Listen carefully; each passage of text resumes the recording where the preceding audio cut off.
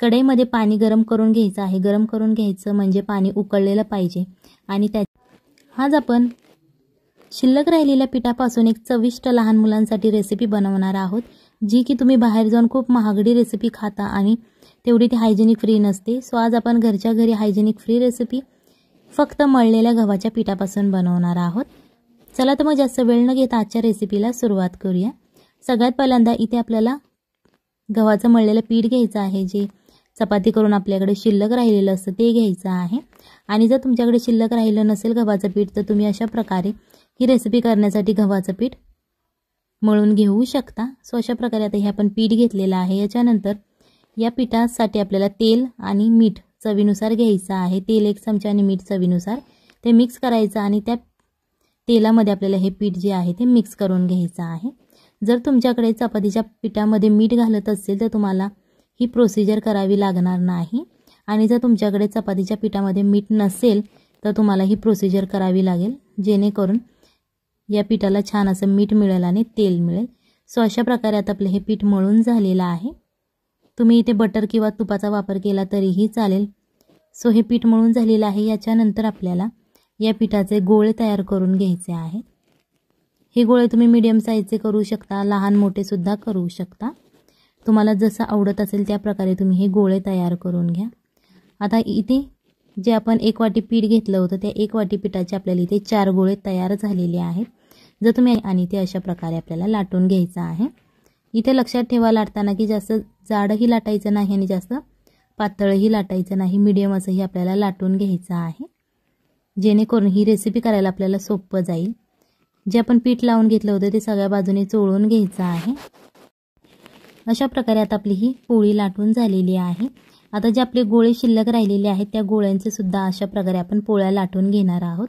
तुम्ही याच्यापेक्षा साईज छोटी केली तरीही चालेल किंवा मोठ्या साईजचं केलं तरीही चालेल। याच्यानंतर इथे आपल्याला एक कढई घ्यायची आहे। कढईमध्ये पाणी गरम करून घ्यायचं आहे। गरम करून घ्यायचं म्हणजे पाणी उकळलेलं पाहिजे आणि त्याच्यानंतरच आपल्याला या पोळ्या या पाण्यामध्ये सोडून घ्यायच्या आहेत। जर तुमच्याकडे मोठी कढई असेल तरीही चालेल, तुम्ही त्याच्यामध्ये सोडू शकता, आणि जर तुमच्याकडे मोठी कढई अवेलेबल नसेल सो तुम्ही अशा प्रकारच्या छोट्या कढईमध्ये सुद्धा ही रेसिपी करू शकता। एका कढईमध्ये इथे आपण 4 पोळ्या टाकलेल्या आहेत। जर तुमची कढई छोटी असेल तर तुम्ही 2-2 पोळ्या घातल्या यामध्ये तरीही चालतील। या पोळ्या घातल्यानंतर थोडंसं तुम्हाला असं मिक्स करून घ्यायचं आहे। इथे लक्षात ठेवा की पाणी उकळल्यानंतरच तुम्हाला पोळ्या घालायच्या आहेत, नाहीतर पोळ्या ते एकमेकांना चिकटल्या जातील, चिकटणार नाहीत। आणि जरी तुम्ही यामध्ये तेल नाही घातलं, गरम पाण्यामध्ये पोळ्या घातल्या ना तर अजिबात त्या चिकटत नाहीत। ही रेसिपी करायला जास्त वेळ लागत नाही आणि या पोळ्या शिजायला सुद्धा जास्त वेळ लागत नाही। 5 मिनिटात या पोळ्याच्या वरती पाण्यावरती तरंगायला लागतात, जेणेकरून तुम्ही समजून जा की या पोळ्या शिजलेल्या आहेत। यामधून या पोळ्या काढून घ्यायच्या आहेत आणि फॅन खाली आपल्याला थंड करायच्या आहेत। तुम्हाला दिसत असेल बघा, अशा प्रकारे मी या फॅन खाली थंड करून घेतलेल्या आहेत, जेणेकरून त्या आपल्या हाताला चिकटणार नाहीत आणि एकदम नॉनस्टिकी अशी आपली ही पोळी तयार होईल। अशा प्रकारचा इथे आपल्याला चमचा घ्यायचा आहे, जो आपण शंकरपाळी कट करण्यासाठी वापरतो। जर तुमच्याकडे असा चमचा नसेल आणि जर तुमच्याकडे चाकू असेल, तुम्ही चाकूच्या मदतीने सुद्धा ही कट करू शकता। मीडियम साईज हे आपल्याला कट करायचा आहे। व्हिडिओ आवडत असेल तर व्हिडिओला लाईक करा आणि जर तुम्ही चॅनलवर नवीन असाल तर चॅनलला सबस्क्राईब करा, जेणेकरून येणाऱ्या नवनवीन व्हिडिओजचे अपडेट तुम्हाला लगेच मिळतील। तुम्हाला दिसत असेल बघा, अशा प्रकारे आपण हे कट करून घेतलेलं आहे। सो तुम्हाला जो शेप आवडत असेल तुम्ही त्या शेपमध्ये हे कट करू शकता। इथे एका पॅनमध्ये आपल्याला 1 ते 2 चमचे तेल घ्यायचं आहे। जर तुम्हाला बटर किंवा तूप आवडत असेल तुम्ही ते वापरलं तरीही चालेल। अर्धा चमचा जिरे घालायचे आणि अर्धा चमचा मोहरी घालायची। हे दोन्ही छान असं तेलामध्ये तडतडून द्यायचं आहे, जेणेकरून मोहरी आणि जिऱ्याची फोडणी छान अशी तयार होईल। थोडंसं फ्राय करून घेतल्यानंतर यामध्ये आपल्याला लसूण घालायचं आहे। 3 ते 4 लसणाच्या पाकळ्या घेऊ शकता आणि त्या छोट्या छोट्या अशा कट करून घ्यायच्या आहेत। लसूण घालून झाल्यानंतर हा लसूण सुद्धा आपल्याला फ्राय करायचा आहे, जास्त फ्राय नाही करायचा, गोल्डन ब्राऊन थोडासा झाला पाहिजे। एक जाडसर असा कांदा चिरून घ्यायचा आहे, ज्याप्रमाणे आपण भज्यासाठी चिरतो त्याचप्रमाणे हा कांदा आपल्याला चिरून घ्यायचा आहे आणि हा आता आपल्याला याच तेलामध्ये हा फ्राय करून घ्यायचा आहे। पूर्ण असा गोल्डन ब्राऊन नाही करायचा, मीडियम असा आपल्याला हा फ्राय करायचा आहे, जेणेकरून ही रेसिपी करायला आपल्याला सोपं जाईल। सो अशा प्रकारे हे आता फ्राय करून आपल्याला कांदा घ्यायचा आहे। कांदा फ्राय झाल्यानंतर यामध्ये एक छोटी वाटी आपल्याला सो हे सगळ्या आपल्या भाज्या घालून झाल्यानंतर हे छान असं मिक्स करायचं आहे।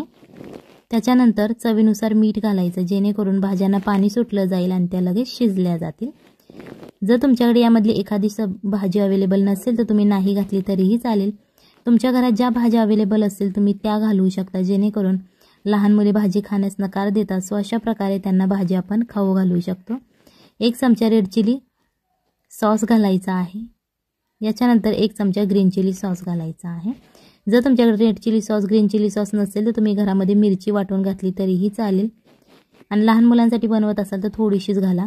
1 चमचा शेजवान चटणी आणि 1 चमचा सोया सॉस घालून हे छान असं मिक्स करून घ्यायचं आहे, जेणेकरून आपण ज्या भाज्या घातलेल्या आहेत त्या सगळ्या भाज्यांना हा मसाला लागला जाईल आणि छान अशी याची टेस्ट येईल। जास्त वेळ लागत नाही, 1 ते 1.5 मिनिटे तुम्ही हे फ्राय करू शकता। हे तुम्ही हाय फ्लेमवरती किंवा लो किंवा मीडियम फ्लेमवरती फ्राय केलं तरीही चालेल, काहीच प्रॉब्लेम नाही। फक्त छान असा मसाला या भाज्यांमध्ये मिक्स झाला पाहिजे आणि थोडासा मसाला शिजला पाहिजे। याच्यानंतर आपण जे नूडल्स तयार केलेले आहेत ते नूडल्स याच्यामध्ये घालून घ्यायचे आहेत।